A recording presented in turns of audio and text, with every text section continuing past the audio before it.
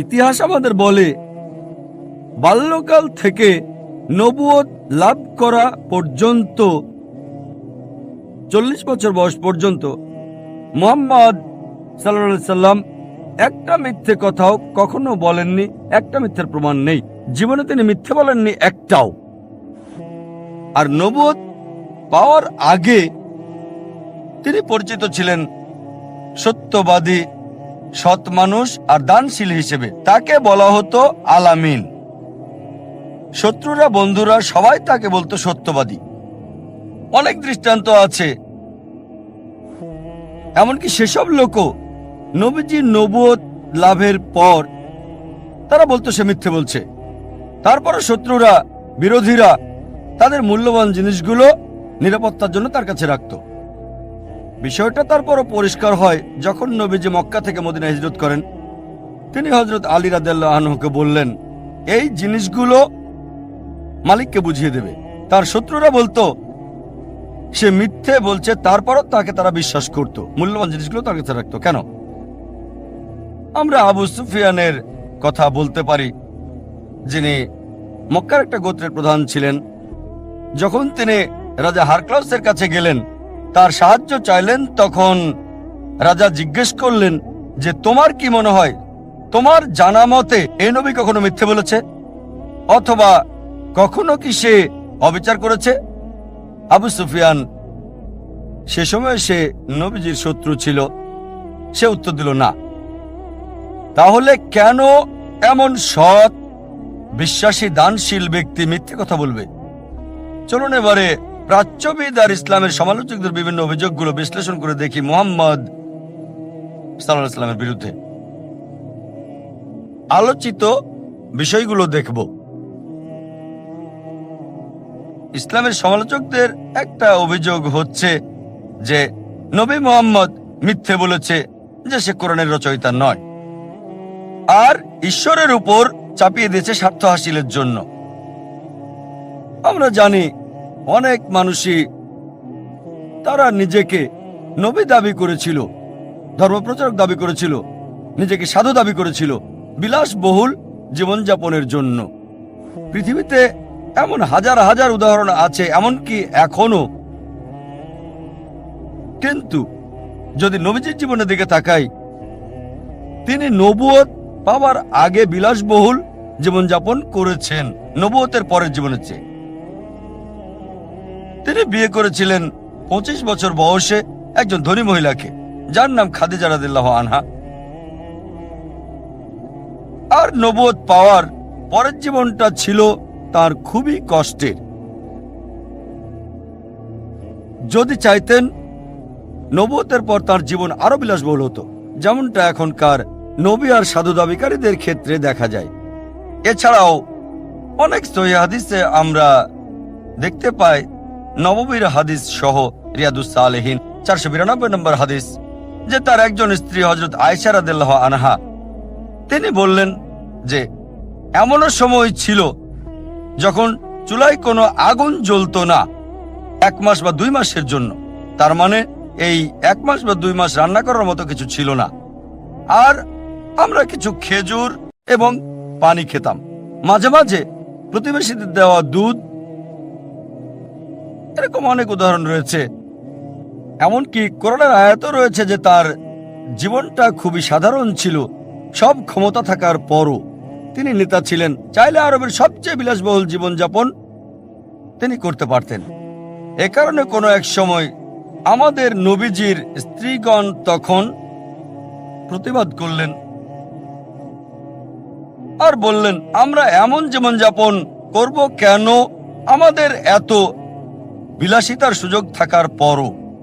সাথে সাথে আল্লাহ সুবহানাহু ওয়া তাআলা আয়াত নাজিল করলেন, সূরা আহজাব অধ্যায় 33 আয়াত 28 ও 29। বলা হয়েছে, হে নবী, আপনার সাথীদের বলুন, স্ত্রীদের বলুন, যদি তারা চায় এই দুনিয়ার সুখ, চাকচিক্য চায়, আমি তোমাদের মুক্ত করে দেব। তোমরা তা করতে পারো, আমি তোমাদের অনেক সম্পদ দেব। কিন্তু যদি আখিরাতের জীবন চাও, তাহলে সেটা আখিরাতের তোমাদের দেওয়া হবে। তার মানে তার স্ত্রীগণের আপত্তি, কেন এমন সাধারণ জীবন যাপন করব যেখানে করতে পারি উন্নত জীবন যাপন। সাথে সাথে ওহী নাজিল হলো। তারপর স্বাভাবিকভাবে নবীজির স্ত্রীগণ ক্ষমা চাইলেন এবং আখিরাতের জীবনটাকেই প্রাধান্য দিলেন। আমরা আরো দেখতে পাই রিয়াদুস সালেহিনের হাদিস নাম্বার 465 ও 466, হযরত বিলাল রাদিয়াল্লাহু আনহু বললেন যে যখনই নবীজি কোনো উপহার গ্রহণ করতেন কখনোই নিজের জন্য তিনি রাখতেন না, ভবিষ্যতের জন্য রাখতেন না, গরিবদের মাঝে বিলিয়ে দিতেন। আর এটা উল্লেখ আছে পবিত্র কোরআনে সূরা বাকারা অধ্যায় 2 আয়াত 79। فويل للذين يكتبون الكتاب بأيديهم ثم يقولون هذا من عند الله ليشتروا به ثمنا قليلا فويل لهم مما كتبت أيديهم وويل لهم مما يكسبون। অভিশাপ তাদের উপর যারা নিজ হাতে কিতাব রচনা করে আর বলে এটা আল্লাহর পক্ষ হতে, ঈশ্বরের পক্ষ হতে, করে অতি নিকৃষ্ট মূল্য লাভের জন্য। অভিসম্পাদ তার জন্য যা তারা লেখে, অভিসম্পাদ তার জন্য যা লাভ করে থাকে। এখন চিন্তা করেন, যদি নবীজি মিথ্যে কথা বলতেন যে এই বই আল্লাহর নিকট হতে না, আসলে তিনি রচনা করতেন, খুবই সম্ভাবনা ছিল একদিন তা প্রকাশ পাবে। দেখা যাবে নিজের বইয়ে নিজেকে অভিশাপ দিচ্ছেন। অভিশাপ তাদের উপর যারা নিজ হাতে কিতাব রচনা করে আর বলে এটা আল্লাহর পক্ষ হতে। যদি তিনি নিজে কোরআন রচনা করতেন আর বলতেন সর্বশক্তিমান ঈশ্বরের পক্ষ হতে, তাহলে কখনোই এমন কথা উল্লেখ করতেন না।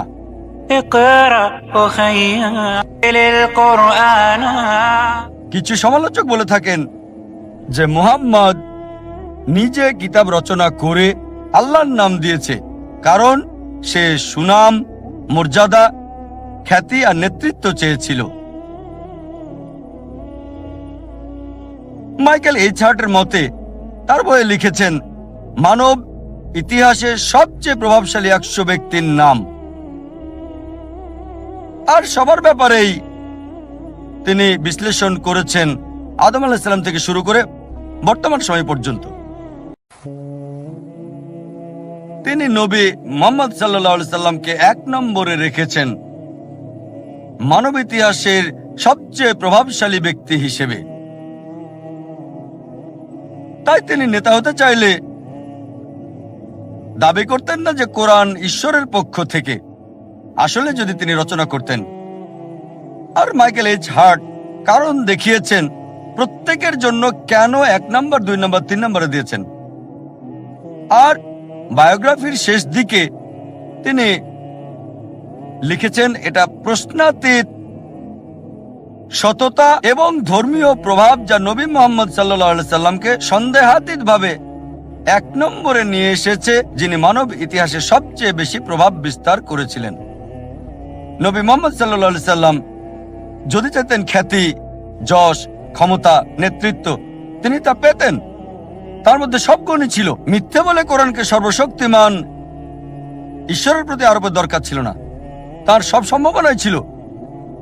যদি যৌক্তিকভাবে দেখেন, যদি কেউ ক্ষমতা, খ্যাতি, নেতৃত্ব, যশ, মর্যাদা চায়, পাশাপাশি তার সাথে ভালো খাবার, সুন্দর পোশাক, সুন্দর বাসস্থান, মনোরম প্রাসাদ, নিরাপত্তা ইত্যাদিও থাকে।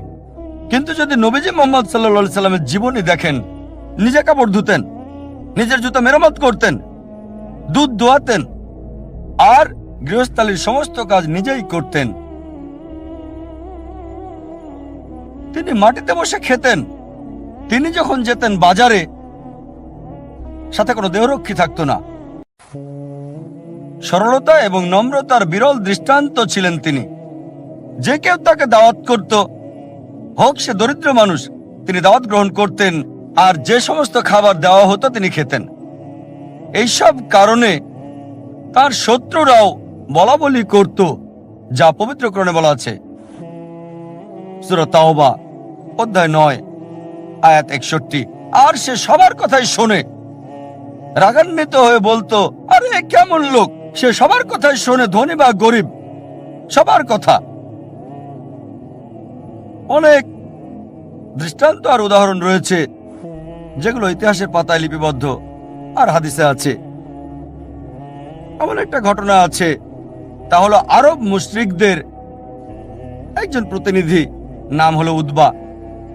সে নবীজির কাছে এসে বলল যে আরবের সব সম্পদ আপনাকে দিয়ে দেব, আমরা আরবের সবচেয়ে ধনী লোক বানাবো আপনাকে, আপনি চাইলে আমাদের নেতা বানাবো, আপনাকে রাজা বানাবো, বিনিময়ে আপনাকে যা করতে হবে তা হলো এই কথা প্রচার থেকে বিরত থাকবেন যে আল্লাহ এক। যদি নবীজি নেতৃত্ব চাইতেন, যদি রাজা হতে চাইতেন, প্রস্তাব গ্রহণ করতে পারতেন, সহজ ছিল। অনেক ঘটনা রয়েছে যখন আরবের মুশরিকরা তার চাচা আবু তালিবকে বলল যে তোমার ভাতিজাকে বিরত হতে বলো বিশ্বভ্রাতৃত্বের আহ্বান আর এক ঈশ্বর থেকে। নবীজি চাচাকে উত্তর দিলেন, যদি তারা আমার ডান হাতে সূর্য আর বাম হাতে চাঁদ এনে দেয়, আমি বিরত হব না সত্য প্রচারে, আমি সত্য প্রচারে থামবো না যতদিন আমার জীবন আছে, অথবা আল্লাহ যদি না চান। এক সময় নবীজির ছেলে ইব্রাহিম মারা গেলেন, আর তখন সূর্য গ্রহণ হচ্ছিল। লোকজন বলা বলি করলো, এটা ঈশ্বরের নিদর্শন, সূর্য বিষণ্ণ হচ্ছে, কারণ একজন মারা গেছে, সে হচ্ছে নবী মুহাম্মদ সাল্লাল্লাহু আলাইহি ওয়াসাল্লামের ছেলে। তারপর নবীজি উত্তর দিলেন আর বললেন, সূর্য এবং চন্দ্র এগুলো আল্লাহ সুবহানাহু ওয়া তাআলার সৃষ্টি, কোন মানুষের জন্ম অথবা মৃত্যুর কারণে চন্দ্র সূর্য গ্রহণ হয় না। যদি তিনি খ্যাতি আর ক্ষমতা চাইতেন, তার জন্য সুযোগ ছিল, তিনি বলতে পারতেন, হ্যাঁ আমার ছেলে মারা গেছে, আমি দেখছি স্বর্গ কাঁদছে। তিনি তা বলেননি, কারণ তিনি সত্যবাদী। কিছু সমালোচক তারা বলে নবী মুহাম্মদ সাল্লাল্লাহু আলাইহি ওয়াসাল্লাম নাউজুবিল্লাহ কোরআনকে আরোপ করেছিলেন ঈশ্বরের প্রতি, কারণ তিনি আরবদের একত্রিত করতে চেয়েছিলেন, আর এটা আরব ইউনিটি এবং লিবারেশন থিওরি হিসেবে পরিচিত। অনেক থিওরির কথাই বলেছে সমালোচক আর প্রাচ্যবাদীরা। পবিত্র কোরআনে এমন একটা এত নেই যেটা বলে বা ইশারা ইঙ্গিতে বলেছে আরব ঐক্যের কথা, একটাও নেই। একটা তো কোনোভাবেই বলছে না ঐক্যের ব্যাপারে বা আরবদের স্বাধীনতার ব্যাপারে। কোরআনে উম্মার কথা আছে, জাতির কথা, সমগ্র মানব জাতির, আর একজন মানুষের উপর আরেকজন মানুষের শ্রেষ্ঠত্বের বৈশিষ্ট্য জাতের ভিত্তিতে নয়, বর্ণের ভিত্তিতে নয়, সম্পদের নয়, লিঙ্গের ভিত্তিতে নয়, এটা তাকওয়ার ভিত্তিতে। আর এটা বলা হয়েছে সূরা হুজুরাত অধ্যায় 49 আয়াত 13। আল্লাহ বলেছেন, يا أيها الناس إنا خلقناكم من ذكر وأنثى وجعلناكم شعوبا وقبائل لتعارفوا إن أكرمكم عند الله أتقاكم إن الله عليم خبير। হে মানব জাতি, আমি তোমাদেরকে সৃষ্টি করেছি এক জোড়া নারী এবং পুরুষ থেকে, আর বিভক্ত করেছি জাতি এবং গোত্রে, যাতে তোমরা একে অপরকে চিনতে পারো। এজন্য নয় যে একে অপরকে ঘৃণা করবে, আর সেই বেশি সম্মানিত আল্লাহ সুবহানাহু ওয়া তাআলার কাছে যার রয়েছে তাকওয়া। আল্লাহ সুবহানাহু ওয়া তাআলার কাছে বিচারের মানদণ্ডটা জাতি, বর্ণ, দল, লিঙ্গ, সম্পদের ভিত্তিতে নয়, এটা তাকওয়ার ভিত্তিতে। এটা খোদাভীরুতা, এটা বিশ্বাস। অনেক আয়াতই রয়েছে কোরআনে সত্যবাদিতার ব্যাপারে, আর বলা হয়েছে সত্যবাদী হওয়ার জন্য যদি আপনজনের বিরুদ্ধেও যায়, মতবিরোধ হতে পারে তোমার বাবার সাথে, স্বামী স্ত্রীর মধ্যে, এমনকি আত্মীয়দের মধ্যেও, যদি আপনি সত্য কথা বলেন। যে ছিলেন নিরক্ষর, এটা যথেষ্ট এইসব অভিযোগ বাতিলের জন্য যে তিনি কোরআন নকল করেছিলেন। আর আল্লাহ পবিত্র কোরআনে বলেন সূরা আনকাবুত অধ্যায় 29 আয়াত 48 যে তুমি তো এর আগে কোনো কিতাব পড়নি, কোরআন নাজিলের আগে অন্য কোনো বইও তুমি কখনো লেখনি এর আগে, তাহলে তো সন্দেহ পোষণকারীরা সন্দেহ করত। তার মানে সর্বশক্তিমান ঈশ্বর, যিনি সব জানেন, তিনি জানতেন যে লোকজন অভিযোগ তুলবে যে কোরআন নবীজি রচনা করেছেন। তিনি এটা জানতেন, তাই সর্বশেষ এবং চূড়ান্ত বার্তাবাহক নবী মুহাম্মদ সাল্লাল্লাহু আলাইহি ওয়াসাল্লাম ছিলেন নিরক্ষর উম্মি। সমালোচকদের জন্য এই সুযোগ নেই, একটা অভিযোগ করার মতো কোনো সুযোগ নেই। আল্লাহ সামান্য কোনো সুযোগও দেন নাই অহংকারীদের জন্য। সামান্য সুযোগও রাখেননি যে কেউ হয়তো বলবে নবীজি কোরআন লিখেছেন। এটার উল্লেখ আছে সূরা আরাফ অধ্যায় ৭ আয়াত ১৫৭। বলা হয়েছে যে তারা নিরক্ষর নবীর অনুসরণ করে, যার কথা তাদের গসপেলে উল্লেখ করা আছে, তাদের গ্রন্থে আছে। এখানে বলা হয়েছে নবীজি ছিলেন অশিক্ষিত, নিরক্ষর। আর আমরা দেখি অনেক ভবিষ্যৎবাণী আছে নবীজি সম্পর্কে ওল্ড টেস্টামেন্টে আর পাশাপাশি নিউ টেস্টামেন্টেও। বাইবেলের অনেক জায়গায় বলা হয়েছে। আর এটা স্পষ্টভাবে বলা হয়েছে বুক অব আইজায়া অধ্যায় ২৯ অনুচ্ছেদ ১২ যে তাকে কিতাব দেওয়া হবে যে পড়তে জানে না। যখন তাকে বলা হবে পড়ো, এটা পড়ো, সে বলবে আমি পড়তে পারি না। ঠিক এই ব্যাপারটাই ঘটেছিল যখন প্রথম ওহী নাজিল হলো নবী মুহাম্মদ সাল্লাল্লাহু আলাইহি ওয়াসাল্লামের কাছে। যখন ফেরেশতা জিবরাইল বলল ইকরা, পড়ো, তিনি বললেন মা আনা বিকারি, আমি পড়তে পারি না। তাই একজন নিরক্ষর নবীর পক্ষে সম্ভব নয় নকল করা।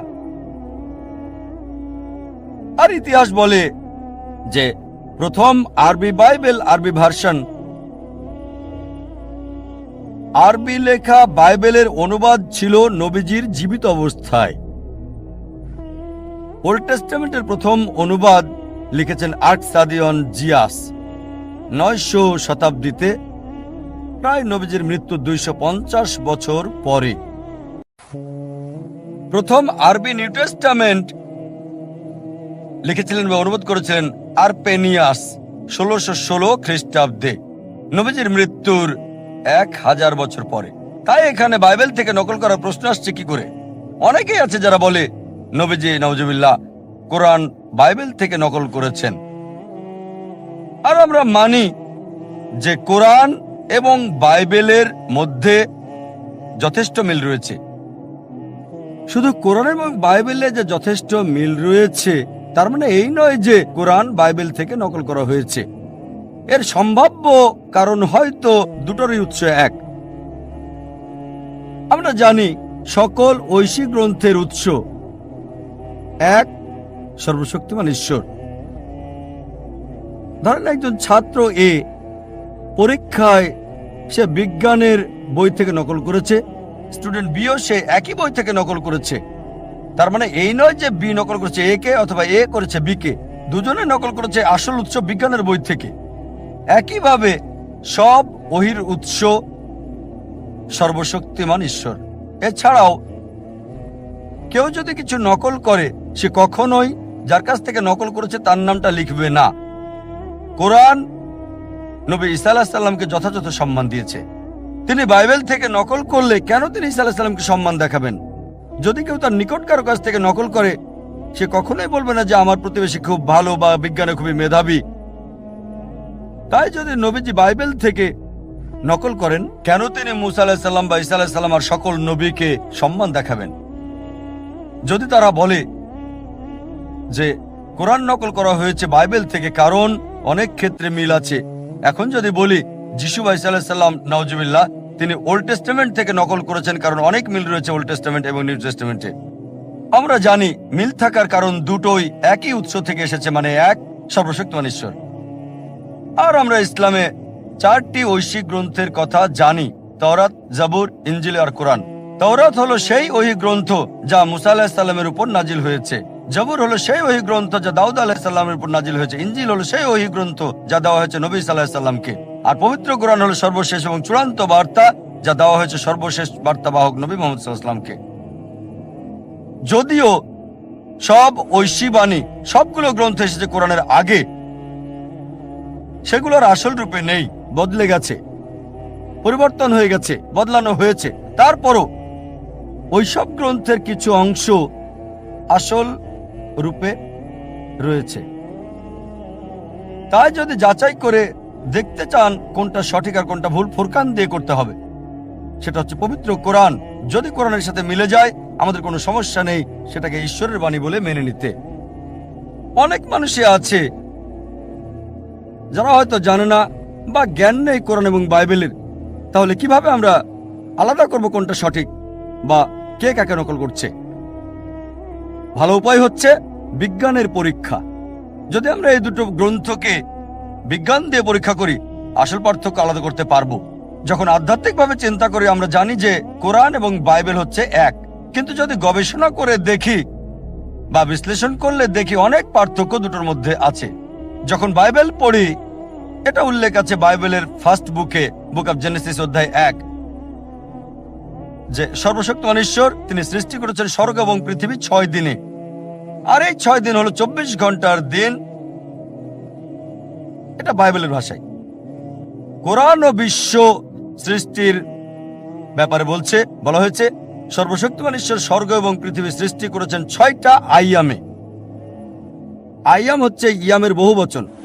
ইয়ামের একটা অর্থ হচ্ছে 24 ঘন্টার দিন, তবে আরেকটা আরবি অর্থ একটা দীর্ঘ সময়, যুগ। এখন বিজ্ঞানীরা বলে যে এই বিশ্ব সৃষ্টি করা হয়েছে বিলিয়ন বিলিয়ন বছরে, তাই যদি বলা হয় 24 ঘন্টা 6 দিনে, সেটা ভুল। তবে কোরআনের ব্যাপারে বিজ্ঞানীদের কোনো আপত্তি নেই। যখন কোরআন বলছে স্বর্গ এবং পৃথিবী সৃষ্টি করা হয়েছে 6 আয়ামে, মানে 6টা দীর্ঘ সময়ে, 24 ঘন্টার দিনে নির্দিষ্ট করা ছাড়া। আবার বাইবেলে বলা হয়েছে ফার্স্ট বুকে, বুক অফ জেনেসিস অধ্যায় 1 অনুচ্ছেদ 3 থেকে 5, যে সর্বশক্তিমান ঈশ্বর সৃষ্টি করেছেন দিন এবং রাত প্রথম দিনে, আলো সৃষ্টি করেছেন প্রথম দিনে। আবার জেনেসিস বলছে অধ্যায় 1 অনুচ্ছেদ 14 থেকে 19, আলোর উৎস মানে তারা এবং সূর্যকে সৃষ্টি করা হয়েছে চতুর্থ দিনে। চিন্তা করেন, আলো সৃষ্টি করা হয়েছে প্রথম দিনে আর উৎস সৃষ্টি হয়েছে চতুর্থ দিনে। সূর্য এবং চন্দ্র সৃষ্টি হয়েছে চতুর্থ দিনে, আর সূর্য এবং তারার আলো সৃষ্টি হয়েছে প্রথম দিনে। এটা অযৌক্তিক। কিভাবে সূর্যের আগে আলো আসা সম্ভব? কোরআন স্বর্গ এবং পৃথিবী সৃষ্টির ব্যাপারে বলে, তবে সেটা অযৌক্তিক, কোনো কিছু বলে না। আবার বলা হয়েছে বাইবেলের প্রথম বুকে, বুক অফ জেনেসিস অধ্যায় 1 অনুচ্ছেদ 9 থেকে 13 বলছে পৃথিবী সৃষ্টি করা হয়েছে তৃতীয় দিনে। আর জেনেসিস অধ্যায় 1 অনুচ্ছেদ 14 থেকে 19 বলছে সূর্য এবং চন্দ্র সৃষ্টি হয়েছে চতুর্থ দিনে। বিজ্ঞান আমাদের বলছে যে পৃথিবী এবং চাঁদ প্রথমটার অংশ, মানে সূর্যের অংশ। তাই যদি বলা হয় পৃথিবী সৃষ্টি করা হয়েছে মূল সৃষ্টি সূর্যের আগে, এটা অবৈজ্ঞানিক। কোরআন সৃষ্টির ব্যাপারে বলছে সূর্য, চাঁদ আর পৃথিবীর, তবে কোরআন বলছে ধারাবাহিক সৃষ্টির কথা। চিন্তা করেন, নবীজি মুহাম্মদ সাল্লাল্লাহু আলাইহি ওয়াসাল্লাম নকল করেছিলেন বাইবেল থেকে আর ধারাবাহিকতা বদলে ফেলেছেন। তিনি বলেন না, দুটো একসাথে সৃষ্টি। বাইবেল আবার বলছে বুক অফ জেনেসিস অধ্যায় 1 অনুচ্ছেদ 9 থেকে 13 যে সর্বশক্তিমান ঈশ্বর শাকসবজি আর গাছপালা সৃষ্টি করেছেন তৃতীয় দিনে। আবার জেনেসিস অধ্যায় 1 অনুচ্ছেদ 14 থেকে 19 সূর্য সৃষ্টি করলেন চতুর্থ দিন। বিজ্ঞান বলছে এটা কখনোই সম্ভব নয় যে সূর্যের আলো ছাড়া গাছপালা হওয়া। এটা সম্পূর্ণ অবৈজ্ঞানিক। আবার বাইবেল বলছে জেনেসিস অধ্যায় 1 অনুচ্ছেদ 16 যে সর্বশক্তিমান ঈশ্বর দুটো বড় আলো সৃষ্টি করেছেন। বড়টা হলো সূর্য দিনে আলো দেওয়ার জন্য, আর ছোটটা হচ্ছে চাঁদ রাতের বেলা আলো দেওয়ার জন্য। দেখেন, বাইবেল বলছে সূর্যের আলো আর চাঁদের আলো তাদের নিজস্ব। বাইবেল বলছে চাঁদের নিজস্ব আলো আছে। কোরআন বলছে সূরা ফুরকান অধ্যায় 25 আয়াত 61-তে চাঁদের আলো তার নিজস্ব আলো নয়, প্রতিফলিত আলো। চিন্তা করেন, নবীজি বাইবেল থেকে নকল করেছেন আর সংশোধন করেছেন। নিজস্ব আলো নয়, প্রতিফলিত আলো। মানবীয়ভাবে সম্ভব নয়। শুধু যার পক্ষে সম্ভব তিনি ঈশ্বর।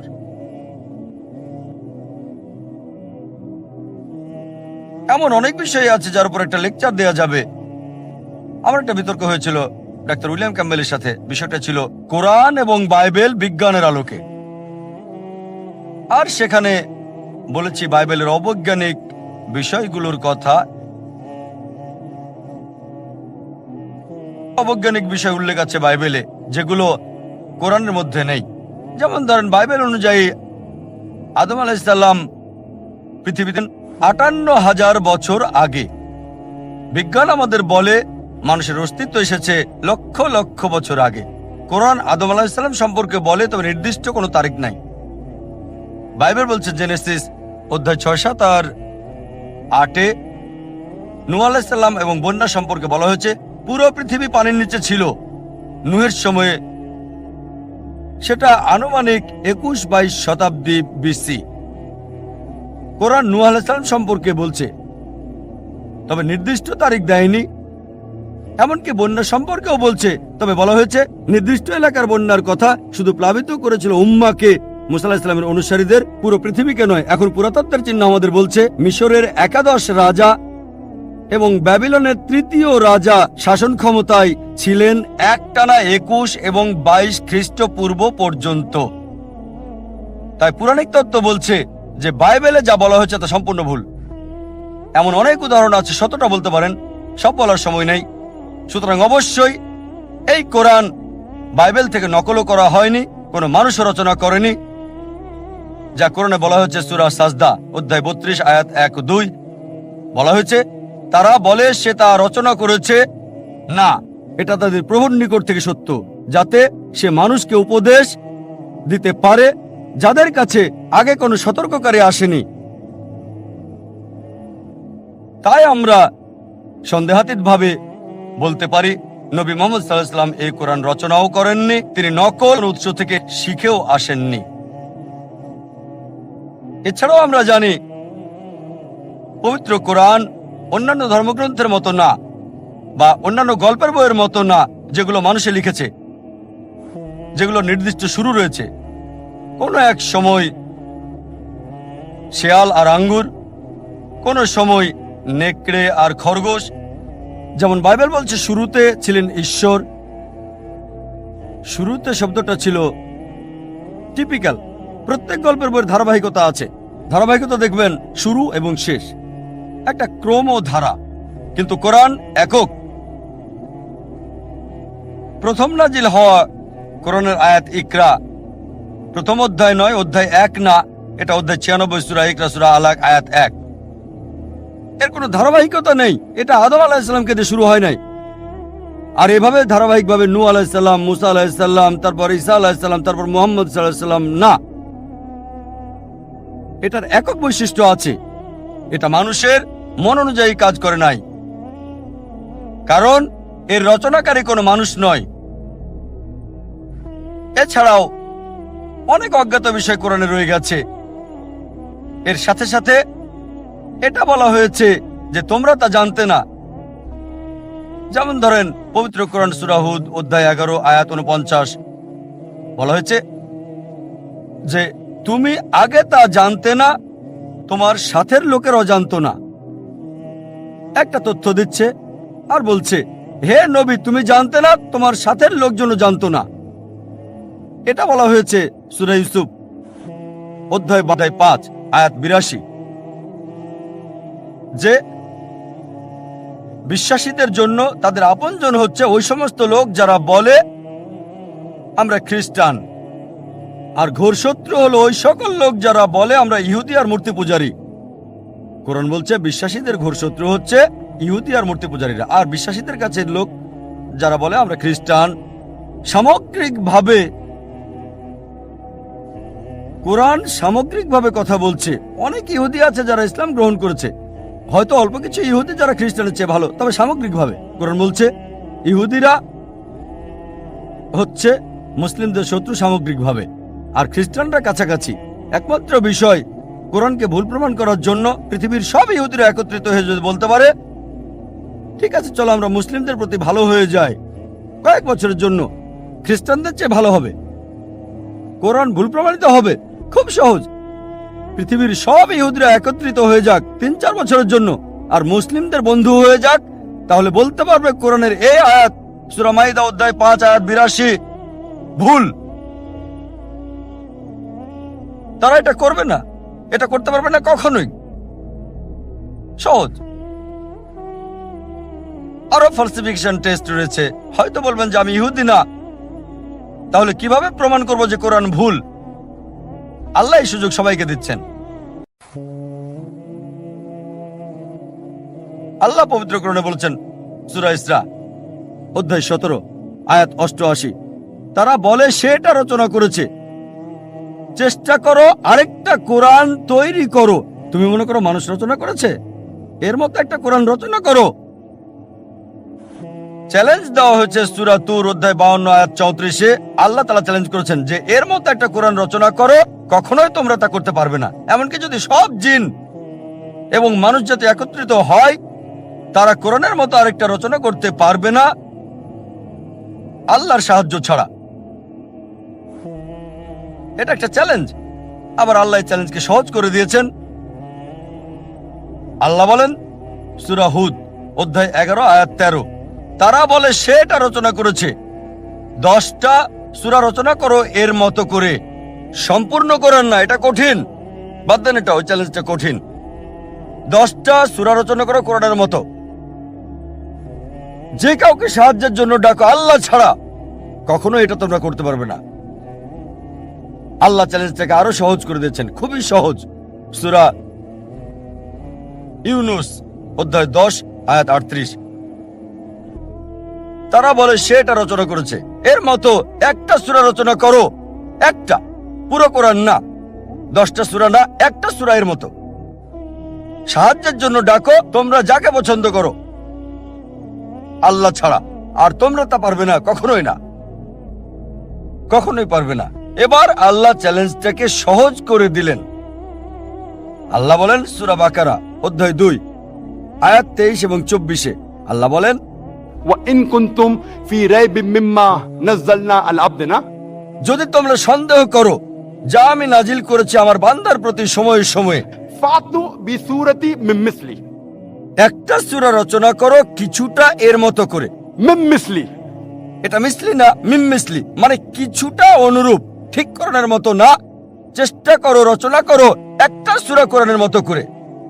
من مثله وادعوا شهداءكم من دون الله إن كنتم صادقين, আর সাহায্যের জন্য ডাকো তোমাদের যে কেউকে সাক্ষী রাখো আল্লাহ ছাড়া, যদি তোমরা সত্যবাদী হও। فإن لم تفعلوا তবে যদি তোমরা না পারো, ولن تفعلوا, নিশ্চিত যে তোমরা পারবে না, তাহলে ভয় করো সেই আগুনকে যার জ্বালানি হবে মানুষ ও পাথর। তোমরা তা করতে পারবে না এবং নিশ্চিত তোমরা তা করতে পারবে না। তাহলে ভয় করো সেই আগুনের যার জ্বালানি হবে মানুষ এবং পাথর। এটা হলো চ্যালেঞ্জ। চেষ্টা করে একটা সূরার কিছুটা মিল করে রচনা করো। হয়তো বলবেন সত্যি যদি এটা পরীক্ষা হয়ে থাকে তাহলে সূরাও রচনা করতে হবে আরবিতে। তাই বলবেন ভাই জাকির আমি আরবি জানি না, তাহলে কিভাবে পরীক্ষা অংশগ্রহণ করব? ঠিক আছে, যদি কোরআনের মতো সূরা রচনা করতে হয় এটা আরবিতে হতে হবে, ইংরেজিতে হবে না, ফ্রেঞ্চ হবে না, হিন্দি হতে পারবে না, উর্দু হতে পারবে না। অনেকে চেষ্টা করেছে, চেষ্টা করে নাই তা না, শত শত লোকজন চেষ্টা করেছে আর তারা চরমভাবে ব্যর্থ হয়েছে। তারা চেষ্টা করেছে তবে বাস্তবতা থেকে অনেক দূরে। অনেকে চেষ্টা করেছে, অনেকের কথায় বইয়ে উল্লেখ আছে, তবে তাদের সবাই চরমভাবে ব্যর্থ হয়েছে। এখন হয়তো বলবেন ভাই জাকির আমি আরবি জানি না, ইহুদিও না, কিভাবে আমি কোরআনকে ভুল প্রমাণ করব? অনেক ফালসিফিকেশন টেস্টে আছে। আর একটার কথা বলবো, সেটাতে সবার জন্য সুযোগ আছে। আলোচনা শুরু করেছি কোরআনের একটা আয়াত দিয়ে। সূরা নিসা অধ্যায় 4 আয়াত 82-তে বলা হয়েছে أفلا يتدبرون القرآن ولو كان من عند غير الله لوجدوا فيه اختلافا كثيرا, তারা কি কোরআন নিয়ে ভাবে না আল্লাহ ছাড়া যদি অন্য কারো কাছ থেকে আসতো, অন্য কারো কাছ থেকে সর্বশক্তিমান ছাড়া, তাতে অনেক অসঙ্গতি পাওয়া যেত। তাই যদি কোরআনকে ভুল প্রমাণ করতে চান একটা কাজই আপনাকে করতে হবে, একটা মাত্র অসঙ্গতি বের করে দেখাতে হবে।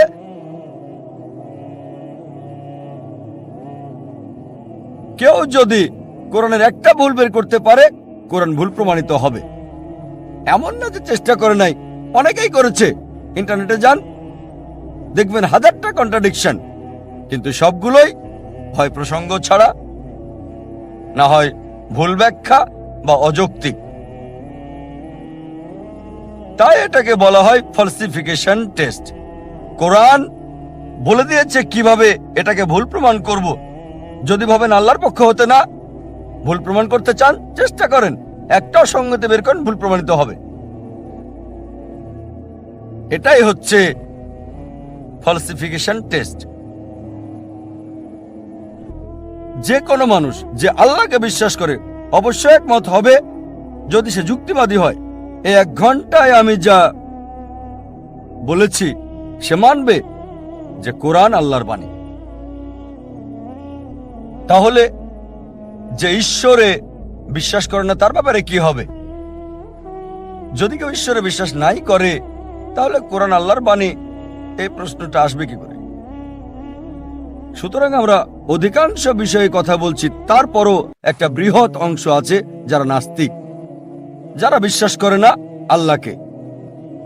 তাদের ব্যাপারে কি বলবেন? তাহলে যে ঈশ্বরে বিশ্বাস করে না তার ব্যাপারে কি হবে? যদি কেউ ঈশ্বরে বিশ্বাস নাই করে তাহলে কোরআন আল্লাহর বাণী, এই প্রশ্নটা আসবে কি করে? সুতরাং আমরা অধিকাংশ বিষয়ে কথা বলছি, তারপরও একটা বৃহৎ অংশ আছে যারা নাস্তিক, যারা বিশ্বাস করে না আল্লাহকে। তাদের ব্যাপারে কি বলবেন? যখন কোনো নাস্তিকের সাথে দেখা হয় আর যদি বলে সে ঈশ্বরে বিশ্বাস করে না, প্রথমে আমি যা করি তাকে আমি অভিনন্দন জানাই। হয়তো বলবেন, কেন জাকির একজন নাস্তিককে অভিনন্দন জানায়? তাকে ধন্যবাদ জানাই কারণ অধিকাংশ মানুষই অন্ধবিশ্বাস করে। অধিকাংশ খ্রিস্টান, তারা খ্রিস্টান কারণ তাদের বাবা খ্রিস্টান। সে হিন্দু কারণ তার বাবা হিন্দু। অনেকে মুসলিম কারণ বাবা মুসলিম।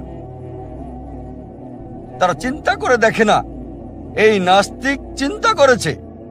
হতে পারে সে ধর্মীয় পরিবার থেকে এসেছে, হয়তো একমত না তার পিতামাতা যে ঈশ্বরের উপাসনা করছে ঈশ্বর হওয়ার যোগ্যও না। এজন্য আমি ধন্যবাদ জানাই একজন নাস্তিককে, কারণ সে ইসলামিক শাহাদার প্রথম অংশ স্বীকার করেছে, সেটা লা ইলাহা, কোনো ইলাহ নাই। আমাকে যেটা করতে হবে তার সামনে প্রমাণ করতে হবে ইল্লাল্লাহ, আল্লাহ ছাড়া, যা আমি করব ইনশাআল্লাহ। অন্য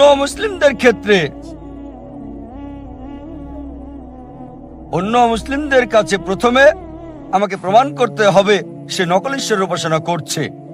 তাই অর্ধেকটা কাজ আমার হয়ে গেছে, এটা প্রমাণ করতে হবে যে নকল ঈশ্বরের উপাসনা করছে। এখানে অর্ধেকটা কাজ হয়ে গেছে, লা ইলাহা। আমাকে শুধু বলাতে হবে ইল্লাল্লাহ, তারপর মুহাম্মদুর রাসূলুল্লাহ, অর্থাৎ আল্লাহ এবং মুহাম্মদ সাল্লাল্লাহু আলাইহি ওয়াসাল্লাম আল্লাহর রাসূল। এই নাস্তিক ঈশ্বরকে প্রত্যাখ্যান করছে কারণ ঈশ্বর সম্পর্কে তার ভুল ধারণা আছে। এখন কেউ যদি বলে আমি ঈশ্বরে বিশ্বাস করি না, প্রথমে তাকে বলবো ঈশ্বরের সংজ্ঞাটা কি। কেউ কোনো কিছু প্রত্যাখ্যান করলে সেটা সম্পর্কে জানতে হবে। যেমন ধরেন, যদি বলি এটা একটা কলম, আপনি যদি বলেন এটা কলম না, তাহলে কলমের সংজ্ঞা জানতে হবে। যদি কলমের সংজ্ঞাটা না জানেন, বলতে পারবেন না এটা কলম না। এখন পরিষ্কার? আমার সাথে একমত কি না? আমি যদি বলি এটা কলম, আপনি যদি বলেন কলম না, তাহলে আপনাকে কলমের সংজ্ঞাটা জানতে হবে, অন্যথায় এটা কলম না, এটা বলা অযৌক্তিক। একজন চালাক লোক বলল, না ভাই জাকির, আমি ওই বিষয়টা জানি, যদিও আমি কলমের সংজ্ঞা জানি না, আমি বলতে পারি এটা কলম না, আমি জানি এটা বই। তাহলে কেন কলমের সংজ্ঞা জানতে হবে? আমি বলি ঠিক আছে, আপনি কি বইটা সম্পর্কে জানেন? বললো হ্যাঁ। আমি বলি এটা একটা কিতাব। সে বলল এটা কিতাব না। সে বইয়ের সংজ্ঞা জানে, কিতাবের সংজ্ঞাটা জানে না। কিতাব আরবি শব্দ আর বাংলায় হচ্ছে বই। যদি আমি বলি এটা কলম, আসলে কলমের সংজ্ঞাটা জানা জরুরি, এটা কি সেটা জানার চেয়ে।